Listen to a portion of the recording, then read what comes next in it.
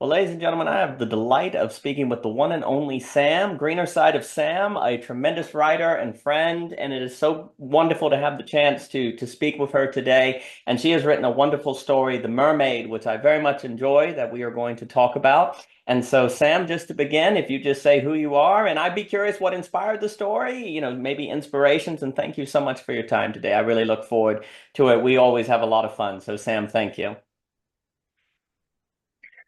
Thank you for having me here. I always love discussing anything with you guys.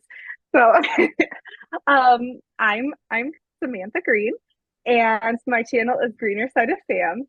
And I've been doing some philosophical discussions, and I have literary pieces where I analyze literature, and I also write short stories, a lot of short stories, and you can find some of those on greenersideofsam.com. This particular story is actually a sequel to a story I wrote for a short story collection called Under the Cement. And this story actually has to do with the brother of I think it was either a preacher or a priest. I can't remember what exactly it was. It was the brother of I'll just say preacher in the first story. And we just kind of dive into where he came from. Because in the first story, the brothers meet up at the very end, and I don't want to give it away, but they have like a kind of a little bit of a dialogue. And I was like, well, what would be the brother's story? And so the brother in the story is like a fisherman, and he gets pulled into the sea by a mermaid. And I thought it would be interesting to do this story in a way where, because you always see those pirate and those sailor stories where they're pulled into the sea by the mermaids, but you never know what happens to them. They're just kind of gone into the void, right? Um, but this one, I was like, okay, but what happens in the void specifically? And it's kind of funny. I just kind of had the idea and I wrote it in a couple days. And I just used some of my poetry from the previous story and I merged it with this one to kind of make it fit this brother's side of the story. So that's that's just what I did. I was like, sounds good. And then I just sat down for a few hours and I wrote something. Hey, some of the best works come from that sitting down and just making it happen. So I salute that. In fact, just like 2 days ago, there was an idea. It's like, oh, I need to go and just put it out and make it happen. So I salute you on that. Well, the style, I very much appreciate the language. I think there's quite a lot of beauty to it. This opening paragraph, there are mermaids in the deep waiting until you fall asleep. When the sea salt brushes your nose and the seagulls call on the edge of the boat when there is nothing but the shifting of blue and only the wind to guide you, does a man have permission to cry? And I like that image that you're setting in the waiting, comma, waiting until you fall asleep. I think it's just very important that language, the use of the terms also reflect their meaning. When you have waiting, comma, waiting, that is waiting, right? Because you're waiting and you're still on the word waiting. And when you go waiting, comma, waiting, Mm-hmm. it sounds like waiting. And I think also with that opening paragraph, there's almost the movement of a boat kind of in the way that it is described, where you feel like, okay, waiting until you fall asleep. And also that's kind of a rocking structure. And I think it's quite lovely to bring together the ship in this kind of dream, because there is something about rocking of a boat kind of movement where you're in a dream state, but you're also not in a dream state. And I think also water is so interesting because of primordial waters, where creation, ex nihilo, all of these things come together. Because there's an interesting relationship between the void, the mermaid, the ocean, this void where anything is possible. But is it possible, is it possible because it's an illusion or because it's actually a place where the ocean makes you give up all of your ideas of how things are because you've gone on a journey, so you're taken to a new place. There's that wonderful line where the mermaid, where does she say when he pulls him underwater and says most men choose to swallow in the water. Whereas Tom, he's pulled in and he's willing to go into the model. I thought that was very interesting because it also suggests that most people, rather than go through the depths, rather be killed by the depths along the way. So there's really Hmm. subtle language moves there that I think is very nice. But I'm going to read the second paragraph and then ask you a question. So this is the second one after the opening. And I also like how you began with the poetry. I was, as was reading this, thinking, I mentioned to you, William Butler Yeats. It has a bit of that iris sort of language to it, that kind of mystical, always the one, the stolen child, come away with me, you stolen child, for this world is full of suffering that you cannot understand. Come away with me, stolen child, the way that Yeats kind of works. And I feel that Oh, personally. I love that. Yeah, I love that. oh, it's a beautiful, beautiful work, William Butler Yeats, and the ways that he will incorporate some of the mythology, or where when the circus animals are gone, No Country for Old Men, which obviously became a famous title of a book by McCarthy. But I'll read the second paragraph. Perhaps that is why Thomas became a fisherman. When the land rejected him, he could be nowhere in the middle of the sea, remembering the days of the fawn in the forest when he had followed his brother and father in secret on their hunting trip. It was the last time tears fell from his eyes in front of anyone else. Seeing his reflection in the eyes of a fawn opened his heart to the nature of God. The animal stood still for him, letting him reach out to touch its soft fur, and to a child this was the closest thing to magic. At that moment, the heavens opened like doors in the sky, rays of sunlight kissing his cheeks. Bam!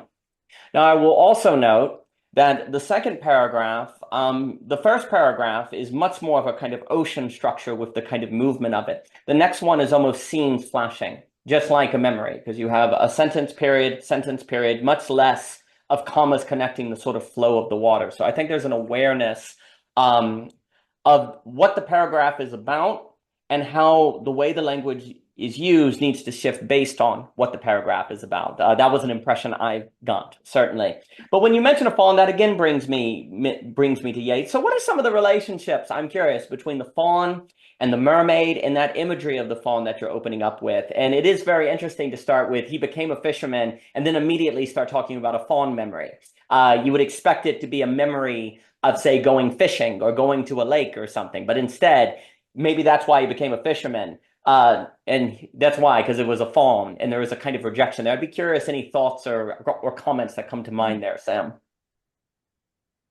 So the fawn has a lot to do in this story with innocence, and like that's the imagery of the fawn is keeping that childlike innocence, and that's why I said the line. It was something uh like the heavens opened, Mm, because to to a child that was like the most magical and magnificent thing, and then bam, it was just like taken away. So that was kind of a rejection the of the land, and it was more so a rejection of his innocence. Like after that is like innocence, his innocence was gone because of his father shooting the fawn. But so he goes into the sea to try and gosh, get away from it and kind of find his place somewhere. But because he was rejected on land, but um, but then he's met with a mermaid, and the mermaid is like, if you for anyone who's watching, if you read it, she's this like grotesque looking creature at first, and so he doesn't even like, so it's almost like worse than, or worse going out to sea than being on land. So it's like whatever happened on land must have been so bad that he felt the need to actually go out into the sea and find himself. So in this story, it has a lot to do with talking about the masculine and feminine. And the masculine has a lot to do with what's on land, and the feminine has a lot to do with what's in the water, the depths of the sea, the void. Um, but okay, so whatever happened on land must have had to be so bad that this man ventured out into the sea to find whatever it was he was trying to get back, which was his innocence. And his innocence had a lot to do with like seeing the fawn and being able to cry. Well, I think the use and the ideas of the masculine and the feminine, I appreciate it in the story as well, because they're actually in a very intricate and interesting conversation with one another, as opposed to either or. There's more of how they interrelate and how they actually help, well, bring out something that can't be known without one another. Like on this idea of the feminine being kind of the void, someone would see that as kind of negative, but actually the void is something that the masculine needs to go into, right? And so, the void is more apathetic, right? Because there's something very interesting about the fishermen. You have this loss of innocence, um, that then leads to a going out to sea. But is one facing the void until they get into the sea? Where the masculine is instead riding the void, right? There's a kind of protection where it looks like you're taking it on, but actually you might just be fleeing into the void versus facing the void. Mm-hmm. And I think there's something about the masculine that actually will honestly tend to flee into the void versus face the void. And there's something about the feminine that's actually Mm-hmm. like, well, come on, you'll actually see that there's a fullness to the void. Yeah, I can kill you, but if you can get to the bottom of it, you can have a certain beauty come out. And if you don't, and you're actually able to get through, you might be able to sort of find what you were looking for, but you would have never looked here for it. You would have kept just going along the void, not going into the depths of the void. A few more comments. I thought it was very interesting when you described the fawn's blood was gray at the beginning. Bam. Thomas could have sworn the fawn's blood was gray, and when his father emerged from the woods to shake him senseless. There's something interesting there, just as a note. I liked how you introduced gray because it added a dreamlike quality to the story very suddenly on the blood being gray. Because in your mind, you're like, well, maybe it is gray before the light hits it. Isn't it where blood's kind of blue before, but then it's like, maybe it's dreamlike. Maybe that's an intentional mistake pointing to surrealist elements in the story. And I just wanted to note that as a detail. Because as the story then introduces a real mermaid, it's already kind of gradually sort of introduced elements to make you as the reader understand the rules of the story per se gradually as you go along. Because one of the mistakes I think writers can make is if there are no introductory elements that suggest that the story may not follow a purely naturalistic logic, it may start moving into more of a fairy tale direction. Then it can be too sudden, it can be too immediate, and it can cause a how do I put it, a jerk. The reader is kind of over. It's like Deus Ex Machina all of a sudden, right? So it's just very Yeah. important to introduce slowly in your story elements that make the reader go, oh, that's odd. Fawn's blood is gray. Maybe there's some sort of dream element here. But then you go, but wait a minute, blood isn't exactly red until oxygen hits it. So maybe it was gray, right? And that kind of ambiguity space between scientific fact and fantasy, I think gradually accustoms the reader to get used to the kind of story we're dealing with. So I thought that was a very interesting line to put in there. And I do also like the subtle language.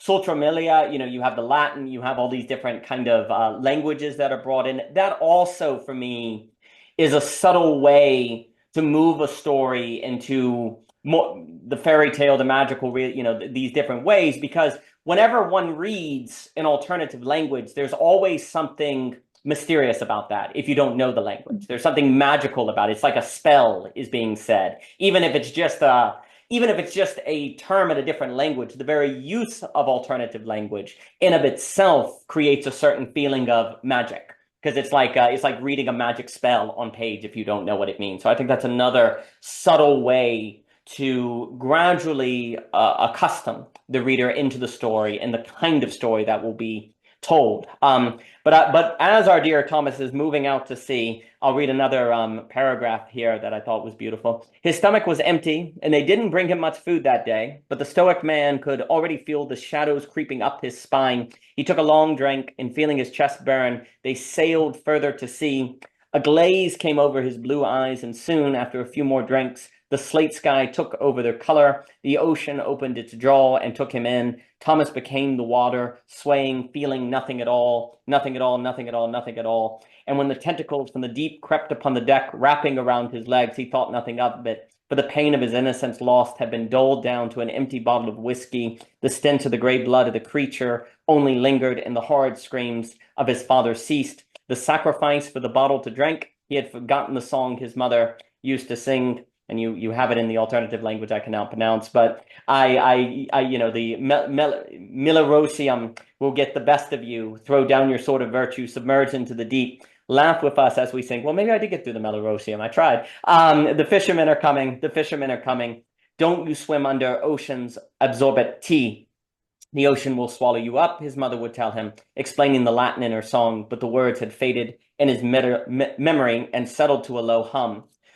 I find it very interesting the relationship between drink and going to ocean. Like often men can deal with the void, perhaps by drinking, which is not the same as encountering the void, right? Like kind of Mm-hmm. the difference between drink and the mermaid pulling you in are different. Maybe drink gets you into a place where the mermaid can pull you in, or something can get you. But there's a difference between, in my opinion, and I'd be curious any thoughts you have on this, the difference between drinking and this idea of became the water swaying, feeling nothing at all. I feel like there are subtle differences between this identification with the water, with the void, and actually being pulled into the void. Mm-hmm. I might be reading that into it, but I think the story is playing on. But again, I don't mean to tell you what the story means. One of the things I got out of it No, is the no. subtle play between the like again going into the void and plunging into the void, using the void to avoid versus the void to face, and Mm-hmm. how both the masculine and the feminine have some sort of relation to the void, but the masculine is more of an along or getting lost in, where the feminine is more of a facing. I'll throw it at any comments on anything. Mm-hmm. So I always love to hear what people have to say about it because sometimes they pick up things that I didn't even realize I'm that I sure. was doing, like the cadence you were talking about. I was like, oh, I didn't even realize I was doing that. But it's interesting to me too that because I've been trying to study the masculine and feminine for a very long time and trying to explain what they are exactly and to try and give them a sort of new elevated definition from what we've seen in our culture.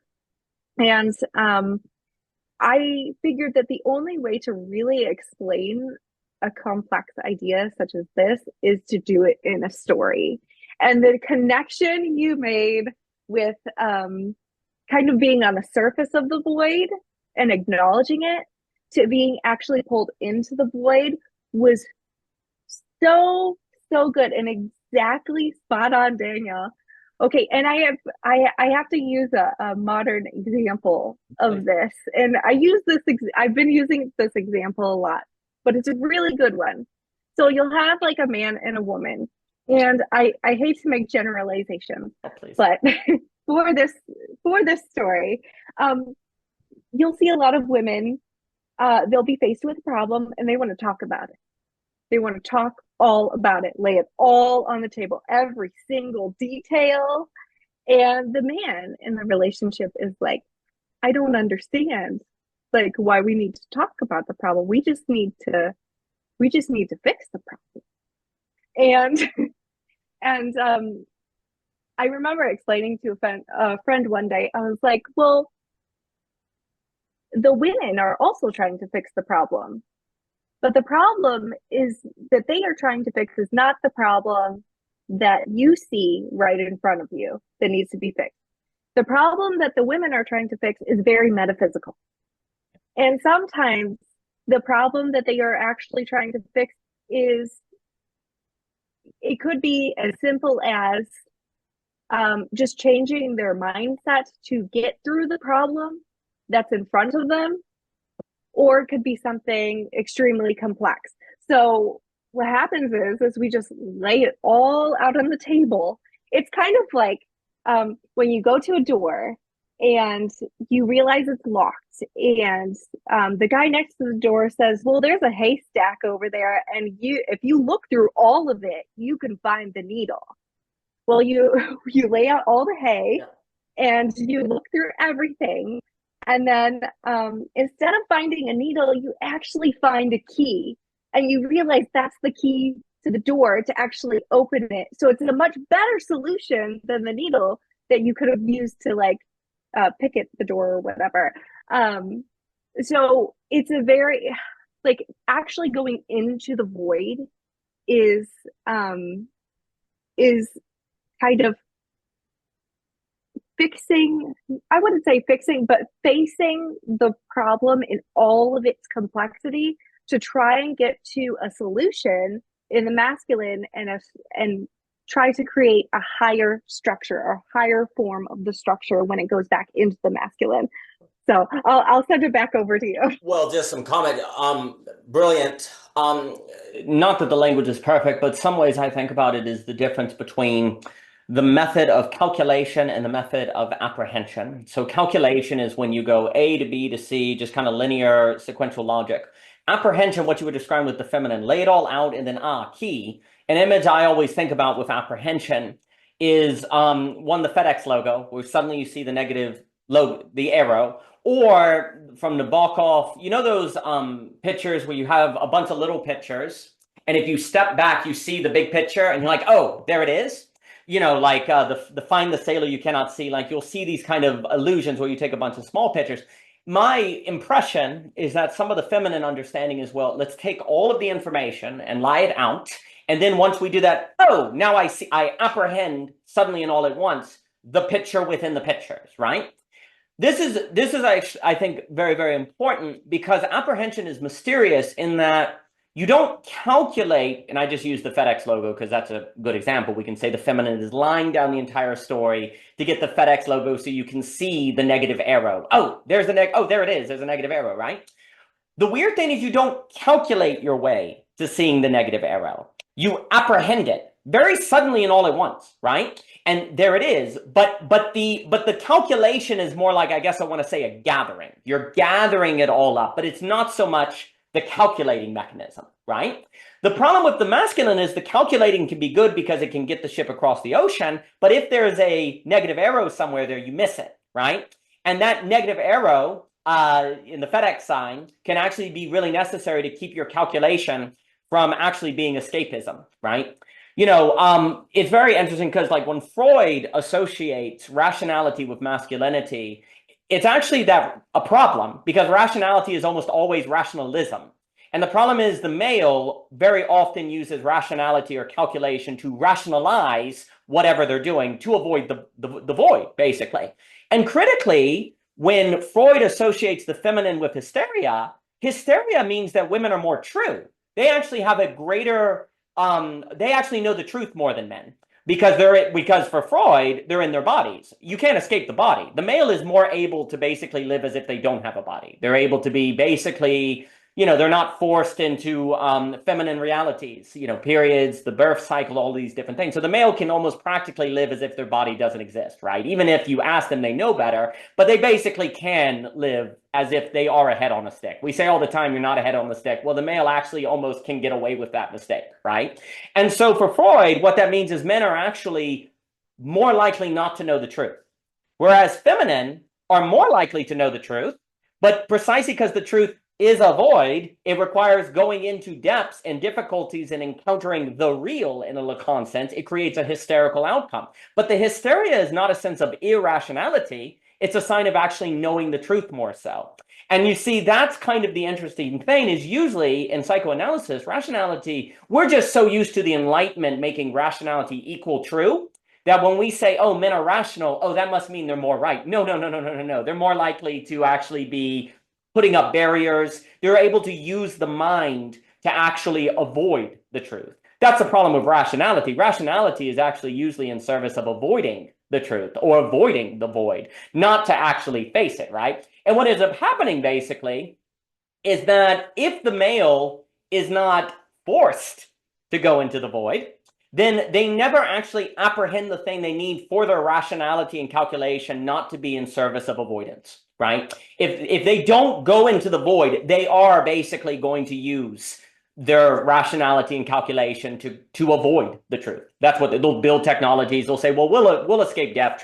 You could look at transhumanism, you know, in the sense of we're going to overcome the body as basically a ultimate masculine project of avoiding the void, right?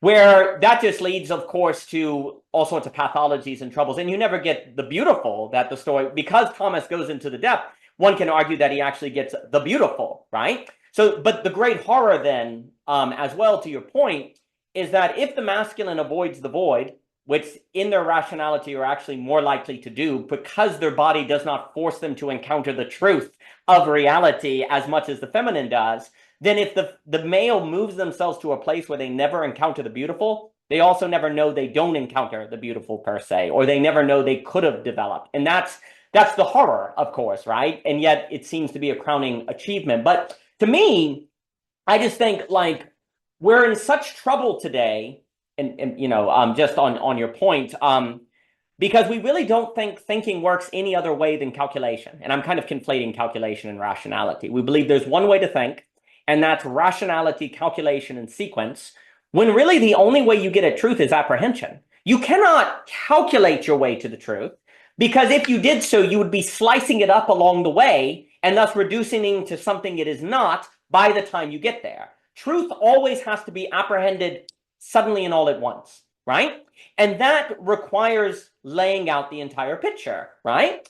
And so the masculine, in their very, ironically, the greater the capacity of their calculation, that may just mean the greater the likelihood that they keep themselves from experiencing the truth as a whole, right? But that, of course, would require going into the void. And if you have calculation, you can always find ways to avoid the void, right? Unless you have this almost, it was interesting with the mermaid, because they're almost, and then I'll give it to you for any thoughts. There's almost something deus ex machina, not deus ex, but it's like void ex machina, like it's actually the void is breaking in as a mermaid to save Thomas from this mistake. Like it actually has to come in and precisely in its horror, pull him to where he doesn't make this escape.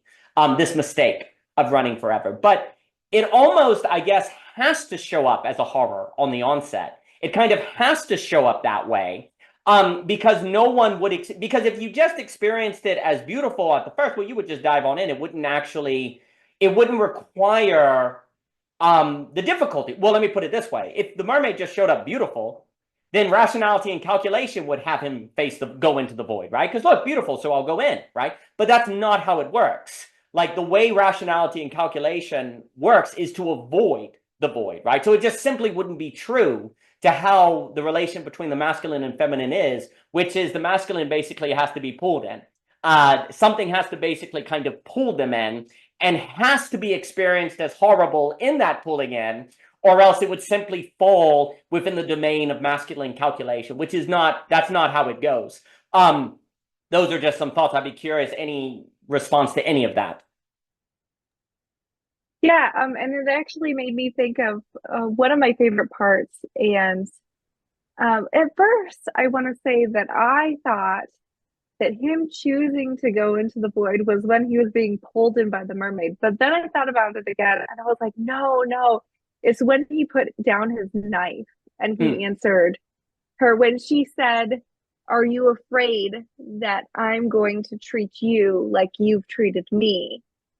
And the moment he actually enters into the void and accepts it all for what it is when he says yes, because he tells her the truth. And it puts him in a really vulnerable position, especially since he puts his knife down. So part of going into the void is putting yourself into that vulnerable position, because honestly, it's anything can happen there, because it's all there, all at once, everywhere, and it's a lot of emotions. But when you choose to go in there, you're not going to get this superficial, like, oh yeah, I'm understanding of that side now. You're actually going to build back on the structure that you had and actually rearrange it. I always the way I was explaining it, because she says a line, the mermaid says a line in there where she says, your logic does not exist here. Yes. Yeah. Yeah. Yeah. She doesn't say logic Yeah. doesn't Yeah. exist Yeah. here, Yeah. but Yeah. your logic Yeah. doesn't That's exist good. here. Yep. And so I think a lot of the time in the masculine, it's the structure looks very stable. It's difficult to be moved. But in the feminine, the structure is continuously moving, because it's just, I look at it as kind of like a data of Y's, just like collected Y's all the time, everything. Um, but it's like a continually moving structure of logic. Yeah. Yeah. And so it's continually building on itself. So you can look at it at one moment, but the moment you realize what it is, it's already changed. Yeah. I watched this documentary once because I women have this like ability uh, that is very metaphysical in nature. Like we really heavily lean on our intuition for Mm. some reason. And then, and not saying that men can't either. I've just noticed it a lot Yeah. more in women. And I watched a documentary called The Gift of Fear. Mm. And there's almost like a either a pattern recognition or like an intuitive sense of fear that women have. Like there was this one story of this woman who went to the movies with her daughter and her friends, and there was a guy there, and he didn't look like he was a threat at all, but she just felt something. Mm. And he actually ended up um, following her to her car, and before she even realized she did it, she like I guess took her keys and stabbed him. Yeah. But and she didn't even realize she had done it until after. So that's kind of what the feminine is like, is you don't even realize what's going on. You can't really catch anything until after. And even if you did catch something, it's not everything in its entirety. Um, I think that was all I was trying to say. But yeah, I'm interested in your ideas of on those particular lines. Well, I think that's very, very well put. Well, there's something about the masculine that's like, what is the relevant data, right? Like, what's the relevant data, and move on to the next, right? But here's the problem: if you have the FedEx sign, the relevant data is that's the FedEx logo. But if I say no, look at it more, there's something else. We don't have time for that, and you move beyond it, and you never see the negative arrow, right? And you see, if life is something where truth is more like a negative space and is found in the void, then the only way to actually get at the truth, to keep rationality from turning into rationalism, which then becomes the autonomous rationality that gets us all replaced by capital AI and all the stuff that smothers us into less human beings. We become very efficient at stuff that doesn't matter. Well, then that's a problem, right? And this idea, too, of apprehension, where you need the whole, because there's something, too, where if anything can be potentially something seen from an angle that makes something manifest that was always already there, but had to be something from a different angle, then nothing is static. Nothing is static, because even that bookcase over there that's not moving, if reality entails within itself FedEx signs per se, and everything could have a potential FedEx sign, then there's nothing in reality that is stagnant, even if it's not moving. Because from the right angle or the right position, it can change what it is, right? And this may sound abstract, but it's what the artist does all the time. The artist all the time is positioning themselves relative to their experiences or phenomenon and making a story about them, which in a sense is realizing a latent potential in that thing that requires the relationship between you and the tree to bring out into a new creative possibility, right? Because the FedEx sign having that negative arrow in it is a relational moment, right? You relate with the sign, you're there, and because you stand in the right way, bam, now I see it. Well, artistic inspiration is the same. I've been walking by this tree every single day, and whoa, now I see it, and I need to paint it, right? Inspiration is very similar to the FedEx sign, and I'm just going to keep using that example because I like that example. But that's how apprehension works. That's how intuition works. And that is how the feminine understanding tends to be, right? And that's why it also tends to be creative, because you could argue the most creative acts are those of which cannot plausibly be causal. And what I mean by that is the FedEx sign is so fascinating because it's not like there's any new cause and effect that occurs. There's not new material added to the sign. There's no causality, really. It's the same thing in the same way, and then suddenly you see the arrow. That's a creative act more than a causal act, right? It's not adding anything, really. It's changing the relation to the thing to bring it out in a new way, right?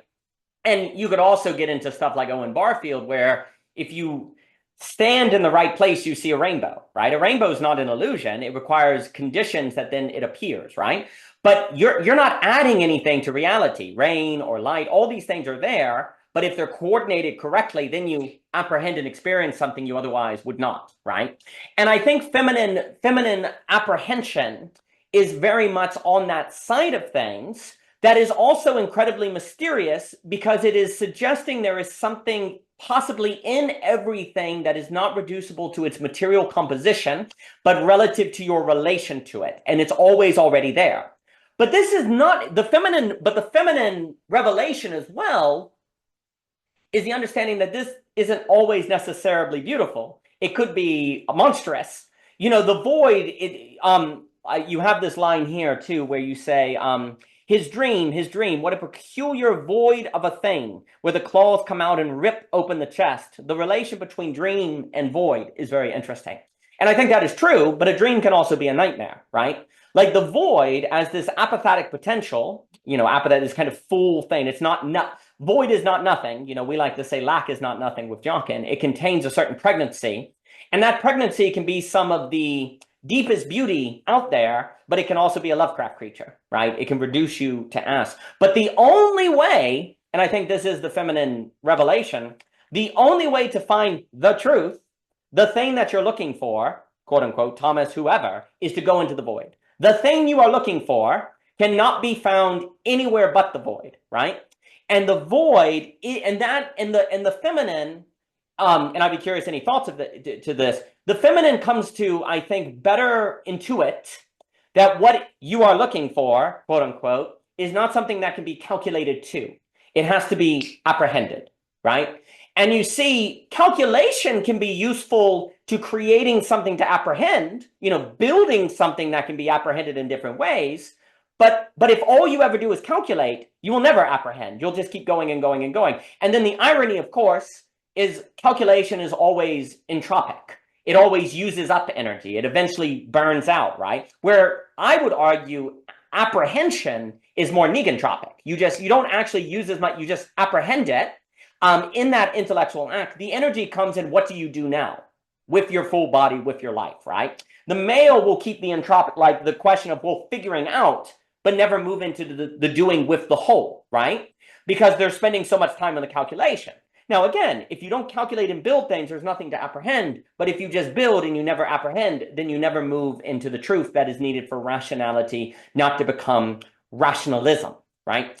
And so those are some thoughts of the kind of connections between these things that I think the whole story is playing on. I'll give it to you on any thoughts about absolutely anything. Yeah, and I think this plays a lot into how the structure of the masculine kind of fears the structure of the feminine.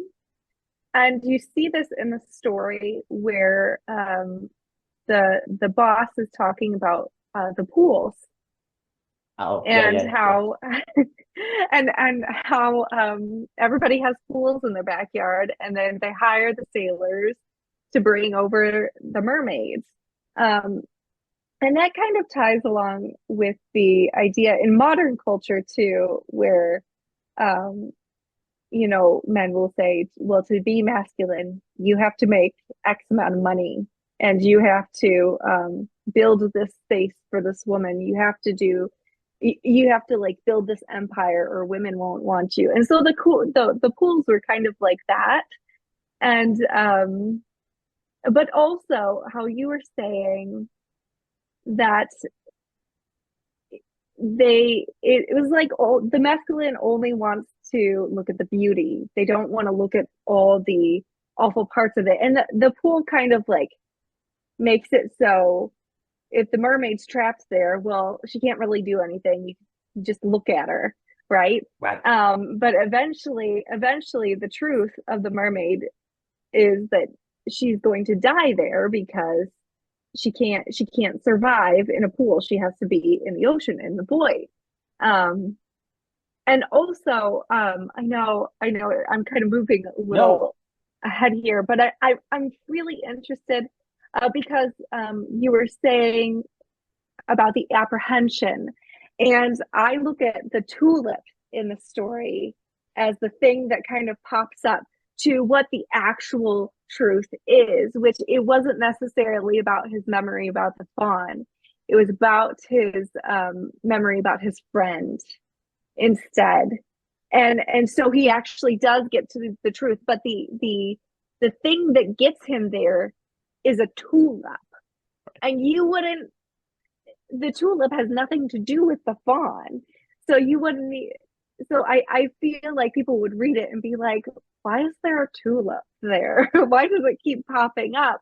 And at first I was like, oh, this is just kind of nice scenery. And then I sort of built it around, oh, this is what the memory is actually about. And I end up doing this a lot in my stories. I don't know why. I just kind of go where it takes me, but it's always like some sort of like irony, like this is not actually what it's about. This is what it's about.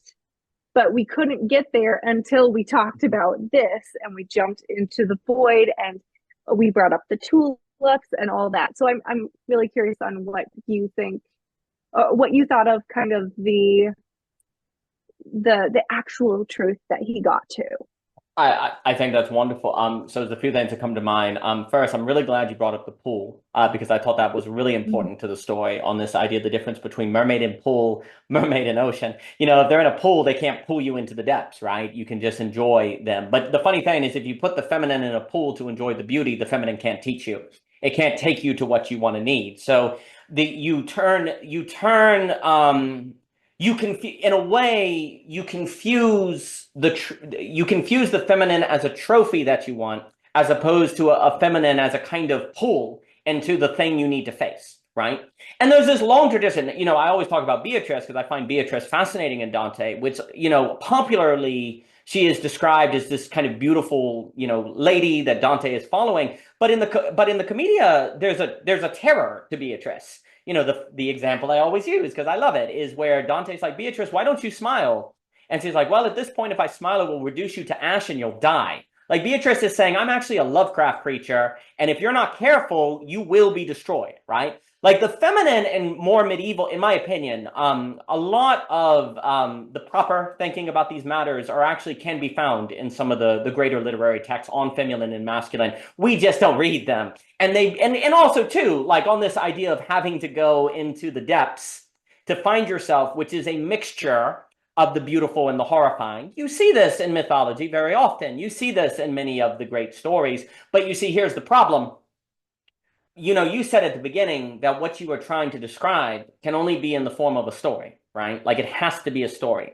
They actually, I do really think in the past understood that. But the problem is because you're under the reign of quantity, as Goran puts it, which is basically the reign of the masculine thinks by either or more, binary logic, right? So it's either good or bad, right? But the problem is reality is more of literature. It's a mixture of the good and the bad, which the feminine easily understands. Well, of course, right? But you see, the masculine is more so problem solution.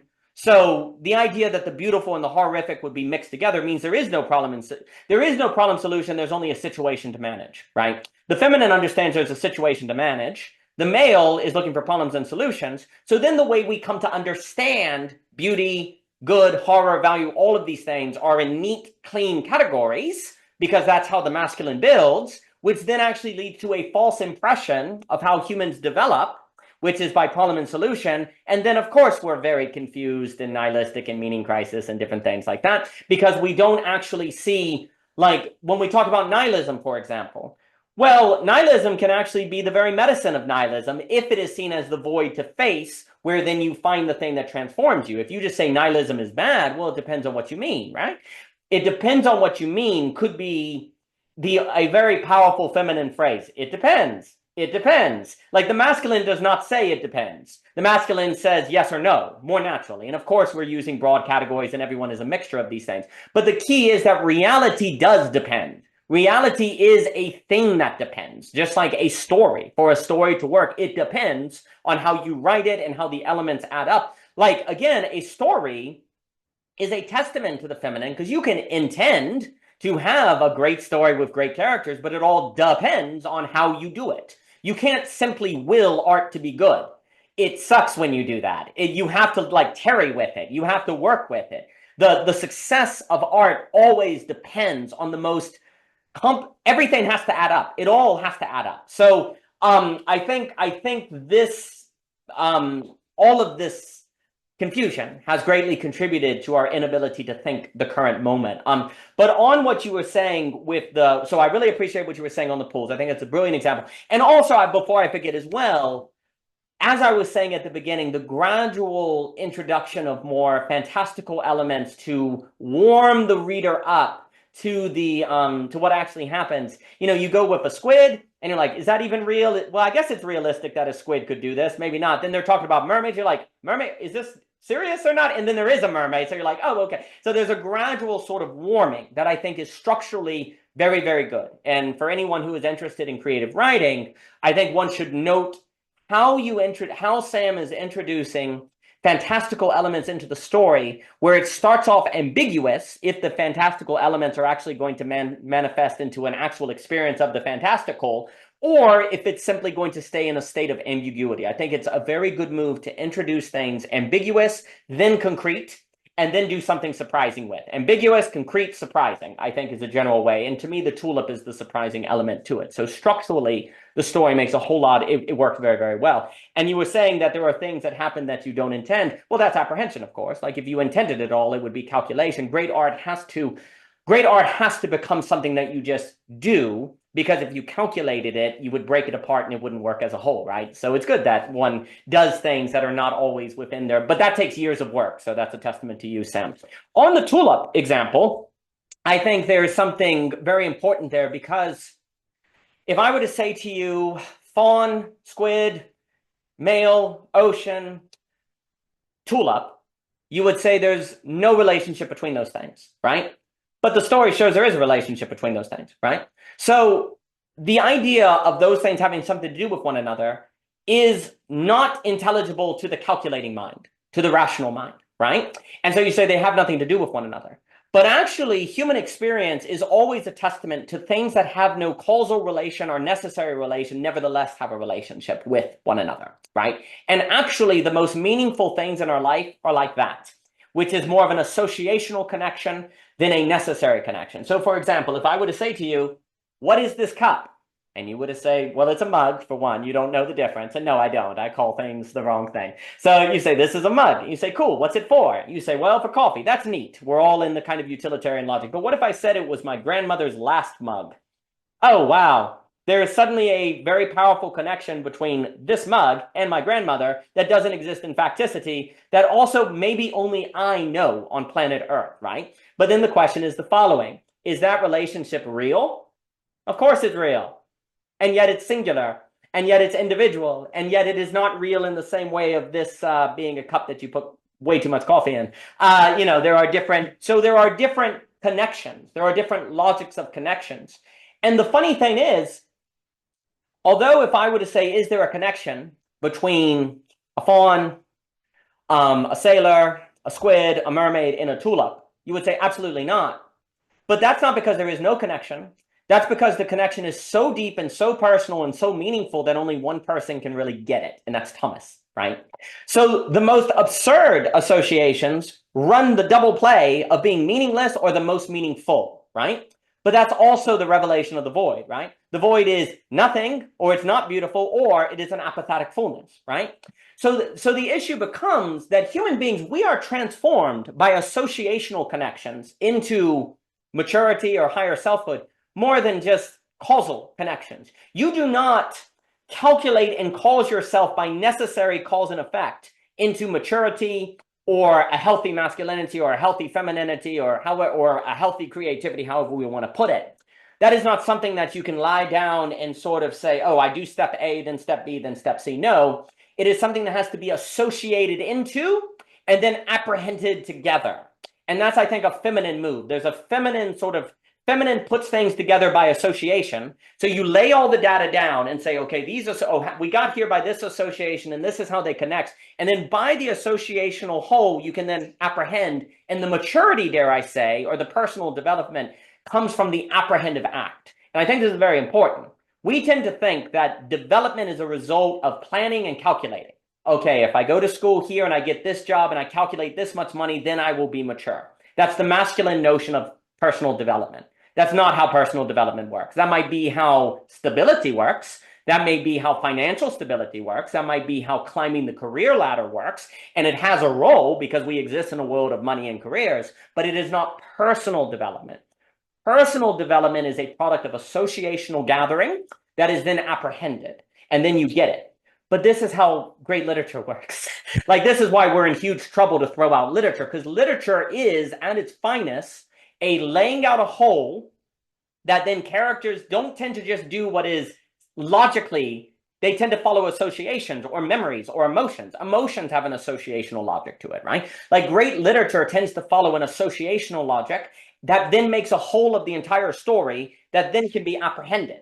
And so the character in Thomas and having an apprehension of the tool with the tulip, that is also, for me, isomorphic to the experience of reading itself, actually, where you are gathering these different symbols and then there's an apprehension. And usually the conversation of literature afterward is the process of apprehension, but it is not the same kind of conversation as an engineer.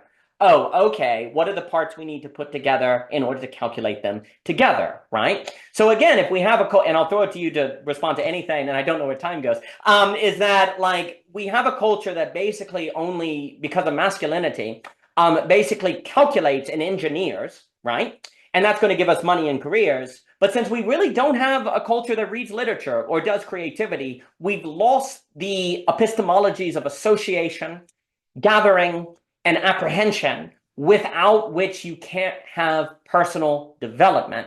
And all of that also is only possible for those who face the void, go into the void. Like, you can't, I guess this is what I want to say.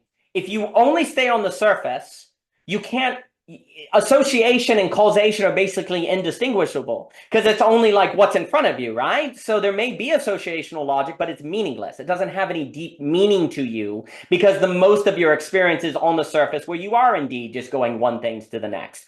For associational logic, as I'll call it generally, to be meaningfully distinct from calculation, you have to add the vertical. You know, now we have a more higher geometrical, associational logic is different from calculation. I had to be brought into the void to find myself thinking things I didn't even know I would think or mean to think. I think that's really important with a dream. A dream, you find yourself dreaming things you didn't intend to dream. You're just doing it, right? Like daydreaming. You don't will daydreaming, you just do it, right? The void is a place where you just find yourself thinking things. And that, I think, we see in the experience of Thomas. He's just in a memory. He's just, boom, there's the, tulip. Okay, I see it now. Like, boom. But he had to go into the depths to have that associational grace, almost, that associational occurrence occur, because you cannot will it. And I guess this is another thought that comes to mind. In order for the associational logic to bring you to the place of apprehension, you have to let your will die. You have to let something take you. Right? You have to be pulled into something, because will cannot bring itself to the apprehension at the end of association, right? Because then you're just willing it, which means it's in the realm of calculation. So by definition, for apprehension for association to lead you to the apprehension by which personal development is possible, it must be in the void. It must be pulled into the place that you don't have control, and that something can occur, or else you will never get that personal development. You will never have that thing. So for me, to throw it back at you at anything, I think it is extremely fitting that we have a character go into the void, and that the personal development, the development of that character then is actually through a kind of associational logic of things that don't seem to have anything to do with one another, but actually in the void, they come to have something to do together, because I think that's actually how human development works. We go into a void, and things that we didn't know go together, and we apprehend it. And then there's a personal development there. So to me, it was thematically, and it kind of goes together, because I actually do think that's true to life. But let me give it to you on anything. Yeah, of course, that was all such a beautiful analysis. I'm always really touched by, like, what you get out of out of what I write. I really appreciate it. So thank you so much. And also, I want to touch on the masculine a bit, because when talking about the feminine, it does kind of sound like we're like putting down the masculine a little bit, but it's good to note that the masculine is extremely important for structure. If we didn't have it, then we'd just be in the void all the time. Yeah, yeah, yeah. And that would be a very chaotic place to be Yeah. in. And so I do want to note that I do appreciate the masculine structure very, very much. Um, I think that it made me think of I know people always use this example, but it's a really good example to use. But like in terms of abortion, it's looked at as either right or wrong. But I feel like for years and years and years, we've just kind of been in this stagnant structure of it's either right or it's either wrong. But nobody has really thrown the issue into the actual void of it all and been like, well, why is it actually happening? Hmm. Well, why are women feeling like they need to? And just continuously asking why in that void to actually get to the core of the issue. Yes. And that way, when we come out of the void, we can get a higher form of the structure that's going to, um, I would say, uh, cause less pain to those it's affected by or those it affects. So that's kind of how I would word it. Yeah. But I about the ending too. The very ending where he kind of like sort of comes out of that dream into the concrete reality. And I was reading it over again the other day and I was like, wow, this is actually really, really sad because he went through all of that work to remember what the actual truth was. And then I don't know if you want to read a little bit of it, but the bartender kind of making fun of him that he's getting emotional, he then reduces it to nothing. So, I'm interested in I'm interested in what you have to say about the ending part because even that like makes me a little emotional because that's what happens a lot yeah. is you'll see a man actually become vulnerable and then society kind of like knocks him back into that like corner of oh no you have to stay in the structure. Well, Tommy, the bartender said. Tommy glanced up from his drink with glazed, sullen eyes. You look like you've seen a mermaid in my drink. He cut the bartender off with a chuckle, loosening his tie. He threw his head back in genuine laughter. That's not what I was going to say, but I think I'll use that next time. Thomas cleared his throat. Yeah, no, I just remembered something. A friend who was kind to me.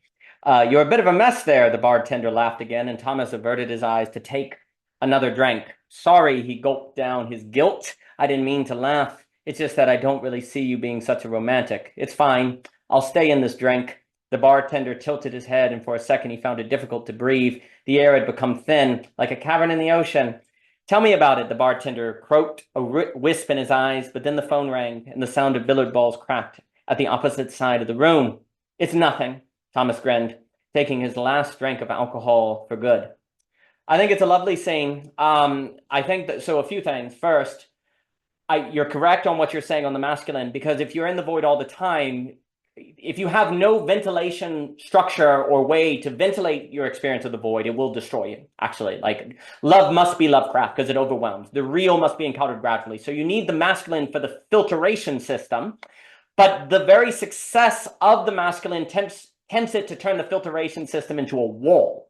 And then you don't ever get to the void that you need to develop, right? So the masculine, when dare I say, when masculine is at its best, it creates the filtration system of the void. The way to, because the amount of void you can handle at 5 is different from 10, 15, 25, 30, and so on and so forth. But if you had no filtration system, everyone would encounter it at the same proportion at the same age, and it would overwhelm and lead to, well, psychosis, right? Like hysteria runs the risk of psychosis in a very bad way. But if you have no hysteria, you have no truth, right? And that's the tension. So it has to be a filtration system. There's a way to speak very generally where one might associate, we might say the feminine is associational to apprehension in the void, where the masculine is calculation to conclusion from over void, right? Like there's a kind of, or the filter, and you put those together and you get a certain filtration relationship that makes it the ability to craft love in a way we can sustain versus be overwhelmed. Those were thoughts. But on the final paragraph, I really like the final paragraph because there's this idea that for a moment, the bartender gets a sense of what Tommy is saying, and then he says, it's nothing. But the word nothing is fascinating because in a way, the void is nothing, and we have to decide if it's a pregnant nothing or if it's a nothing that's nothing per se. And then Thomas Grin taking his last drink of alcohol for good. I love the phrase for good. I love that wordplay because it could mean finish, or it can mean that it's for the good of actually the nothingness coming to the forefront, right? Like if the mermaid is in the drink and the drink leads to the association with the ship, with the mermaid, with going into the void, then the drink could be actually the numbing to get you out of the masculine dominance to move toward the feminine, or it could be shutting the door. So there's an ambiguity that for me is given at it, but there's the possibility of a sad reading, which is true to the masculine experience because it's like, oh, sorry, nothing was going on, an embarrassment shut down. And in that shutting down, the masculine is not giving permission to other men to actually go into that space, but it's men jesting with one another, making fun of one another that leads to that locking of hell from the inside. I always like what C.S. Lewis said. He said, hell is locked from the inside. That's exactly right. And I think this is an example of, oh, well, let me shut it and then, keep myself in. We lock ourselves inside of our damnations, and I think that it plays out in social dynamics all the time. But this notion of the bartender says, tell me about it.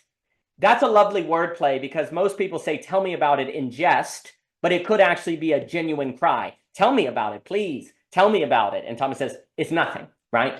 So tell me about it. I think also the realism of the dialogue here is, and I don't know where time goes. The realism of the dialogue here is that it exists in this ambiguity space. Like the dialogue to work has to be believable while simultaneously suggesting another meaning, right? It is believable that the bartender would say, tell me about it in this exchange, but that particular phrase has a double meaning. Tell me about it. It's a plea, but it's also a kind of brushing off at the same time. Good writing, if my beloved William Wilson always said that literature cannot pour the meaning from the top, meaning you can't force the pointing, right? Like you need the dialogue to point to this alternative meaning while at the same time functioning as if it's not pointing, right? Like you could easily read this as not pointing to anything and it'd simply be a believable exchange between people in a bar. But if it's in the context of the story, the double meaning going on. It has to work on both levels at the same time, or the higher meaning is poured in from the top. You must never, ever, ever, ever in your writing pour your double from the top, right? One of your greatest tools in writing for that problem is ambiguity. The phrase, tell me about it, is a double meaning phrase. Well, therefore, putting it here has it have this masculine plea, but also this masculine dismissal, right? So I think that's an example of very important skill in the creative writing toolbox. It's nothing is also beautiful because we've been talking this entire time how the void is pregnant, but in a sense, the void is nothing. So the nothing is pregnant, but it's nothing. He's like, it's nothing. That's, tell me about it. It's nothing. That's what you need, right? It's nothing and it's a dismissal, right? And then for good could mean for good. The nothing is for good for the actual encounter or finish off, right? Like that kind of phrase, that use of phrases there works extremely well to point to these higher meanings of the story while also creating a realistic dialogue. And I think that's extremely important. So for me, I took it as the story ending on this double of the possibility of it is ultimately in a tragic direction, but in its tragedy actually pointing toward the commedia, the, dare I say, ascent that is possible in the ideas of the story. And then I like the final paragraph. This is the so it's nothing, and he takes the last drink of alcohol for good. That is the peculiar, and then space. That is the peculiarity of she, the mermaid, that is nothing. She was there all along, the void bridge that turned into art. She is a lifetime in moments such as these, 1,000 stories within a sip of beer to drink. I also like this because we were saying there's an associational logic that leads to personal development. I'm thinking of William Blake's famous idea that in a grain of sand, there's the universe. I'm thinking of the story, The Alpha by Borges, where he falls and looks under a stairway, and there's the Alpha of the Kabbalah, Jewish mysticism, where you see the entire universe all at once. where nothing, the key is because there is no relationship between beer and a mermaid, there actually can be a relationship through nothingness between beer and a mermaid, right? Like the very lack of necessary relationship is why there can be an associational relationship that in its quantity is nothing, but that very nothing is why it can be a path of personal development, right? It is because things are not necessarily linked that they can be a road for personal development. So, and so beer then associates into, fawn, ship, squid, mermaid, and it's like a grain of sand that each level on a kind of vertical axis, not a horizontal, falls into one another. And that falling like layers of paint in a painting, that is the road of personal development. The personal development, if I just keep using that phrase, is more of a movement through layers of paint in a painting per se than it is going to a destination. It's like Proust has that. Well, Proust would be, his whole remembrance of lost time is an associational logic of memory. And actually, before I forget, memory, dreams, associational in classical thought. Augustine basically says like the only way to actually find theology or God or higher truths is in the memory palace, which is going, and memory is associational. And Bergson basically says human genius is found in the interplay between intuition and memory, which is more of a feminine logic that is the truth of time, as a kind of time as duration, not merely sequence. Those are all different topics, but that's some of the philosophical background. But the idea that nothing, because something is nothing, it can be anything. Because something is nothing, it can be associated to anything, but that requires the going into. And what Proust said is that life is not so much about a journey to a destination as it is the kindling of new eyes. The ability to see things differently is actually what makes us, not merely going somewhere. And in fact, our obsession with journeys can be ways to avoid going into the void so that we see things anew, right? You will not feel as if life is full until you can look into a beer and see a mermaid. That is when life is meaningful. People talk about the meaning crisis. We think we're going to find meaning by going somewhere. You find meaning by gaining the capacity to, say, look into a drink of beer and end up in a tulip, right? That sort of associational movement, which is more feminine, is precisely the road of personal development, without which we don't, we just lock ourselves inside of hell, right? Out of shame and avoiding different things. And I think, to me, all of that, and then as 1,000 stories within a sip of beer, the infinity in a grain of sand, from the fawn to the tulip, that sort of associational, which is a nothing relationship, because there is no necessary relation between those things. But because there is no necessary relationship, that is why we can make there be a relationship if we're willing to actually face that nothingness. And in doing that, and knowing that it was us that did that, then we cannot say it was, say, causation or just the economy or some outside force that forced it. No, it had to have been us, which means it had to have been personal development. And that's an important point. When you're dealing with, and then I'll give it to you for any thoughts, and I know we're coming up on time, and I don't know where the time goes, and you're wonderful. Like, when we're dealing with personal development, if there is any plausible possibility that is a result of an outside force, like the economy or the government or whatever, then we actually can't know for sure it was personal development. It may have just been external causation or external influence, right? Like, I was pushed into it, right? In associational logic that is in nothingness, if a connection arises, it must be personal development. There's no other explanation for how it occurred, because those connections don't exist. They're in nothingness. And so if you make them between the beer and the tulip, you must have done it. You must have brought about that development. And it must have been in you to find the 1,000 stories in that beer, in that drink, right? So that sort of process is the only one that can clearly shine forth as necessarily personal development, right? And that is the feminine logic. And so if you have a society that doesn't have feminine logic because it has been overly drunk on the masculine, which has value, but it creates a surface in which no vertical associational development is possible, then you will have an age of humans becoming like machines versus developing as persons.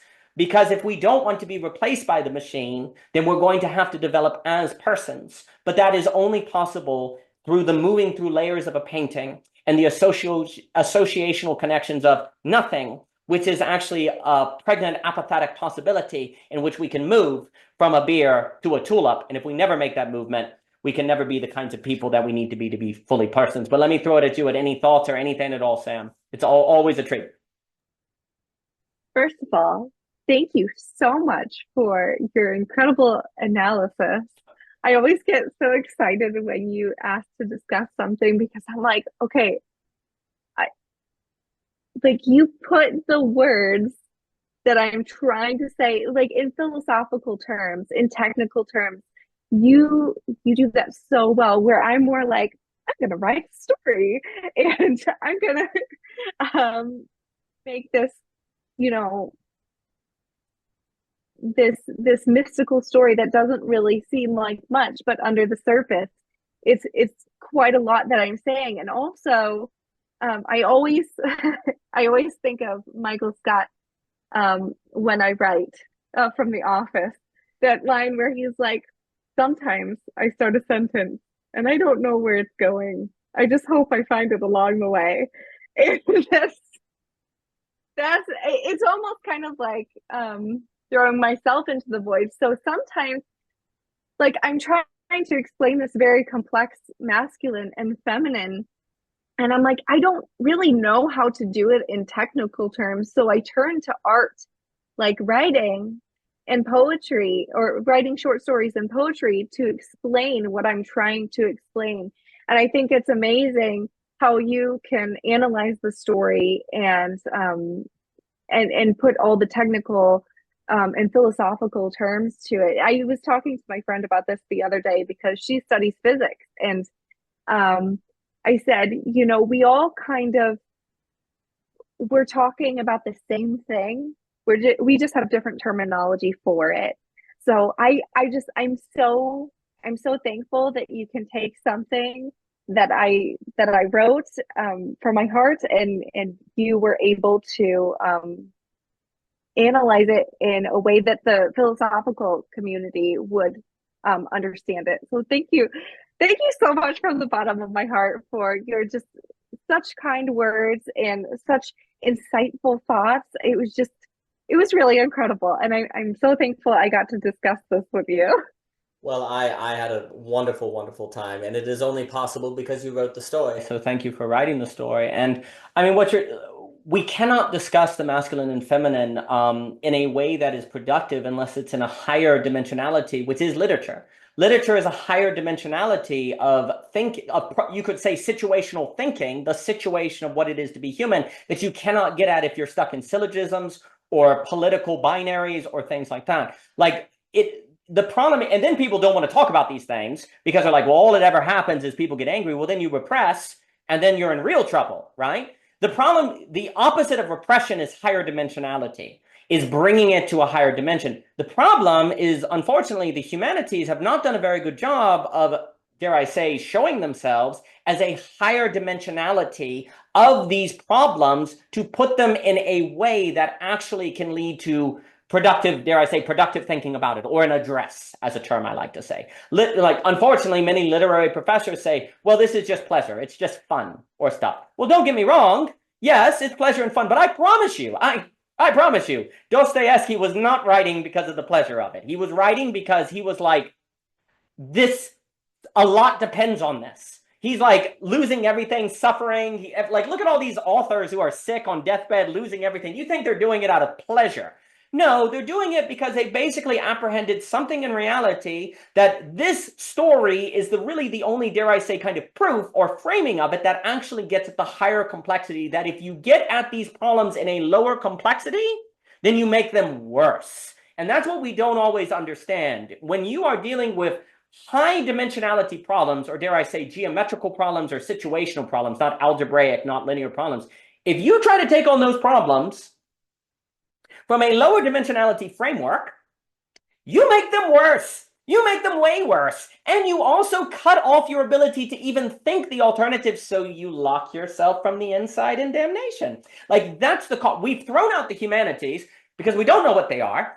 And that is the mode of thinking of approaching higher dimensionality, without which you must ultimately end up locking yourself in hell from the inside. You must end up locking yourself in socially terrible dynamics and having no way to escape them. So the costs are high. But those costs cannot be avoided unless people are doing the work of writing stories like this. And ultimately, the truth, if you will, that of which makes us human, will have to be a story. Because a story is a higher dimensional proof that is more like the life we live, that contains in them all of the ideas. But you see, ideas that can't be brought into a story are probably just vapid. One should be very skeptical of any ideas that can be not brought into the story, in the same way we should be skeptical of any ideas that can't be brought into the body, right? Like if there are ideas you can't live or you can't bring into your whole body, they're probably just ideology. Likewise, ideas that cannot be in or as a story are probably just ideology and vapid, right? But actually, the best ideas require the story to come first in order to find their own fullness, because without the story, they're locked in the algebra where they don't go anywhere, right? So the story has to come first. Art has to lead. It's the non-rational that leads to the rational not falling into game theory dynamics. But you see, many artists, and this is a testament to you, many artists, precisely because their work requires them going, why am I doing this? What's the point? Why will I get anything out of this? Well, the story, the art, is the non-rationality that cannot be rationally justified, of which, if rationality does not have, it eats itself. So the artist has to have the bravery to do something they can't fully understand and maybe not able to put everything into terms, because it has to be that as the first step, or it would be rationally justified and then not leading to the higher dimensionality that would help us avoid our problems. If doing art was something you could quantify at the start, then it would not actually be the higher dimensionality that can get us out of a problem. It would just be adding to the noise. The very fact that doing art has to be done from this place of, I'm just writing the sentence to see what it means, is precisely its strength, is precisely why it can provide an address for us, and it can lead to thinking and philosophy that is not just enclosed in its own crystalline structure that leads to nothing. But the art, therefore, to exist, requires a step of courage and belief in it that cannot be rationally justified to come into existence, precisely so that it can help, say, the masculine not stay on the surface, but actually move into the void where it can find an apathetic beauty that is fullness. But that means it has to start with a certain courage, a certain grace, and a certain commitment that you have, because this story exists. And I enjoyed reading it. So thank you, Sam. It's been a complete treat. Thank you again for having me. Absolutely, Sam. Thank you so much. All the best to you. Thank you, ma'am.